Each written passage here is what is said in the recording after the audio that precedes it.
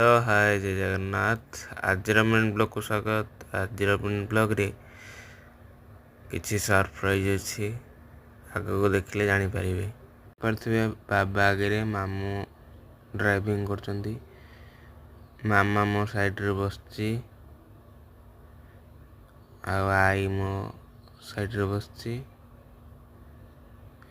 मु एठी देखन बस देखिले। बाटर आम दहीबरा टे खाइलु, देखु पूरा टेस्टी दहीबरा थिला। जो सरप्राइज कथा कहती आम आज हिंगुला माँ को दर्शन करने जाइलु।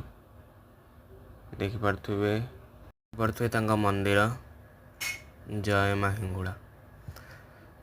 तापर आम जाइलु जो माँ उभा हती से जगह को। चलतु जीवा से जगह को, चलतु मो सहित चलन जीवा।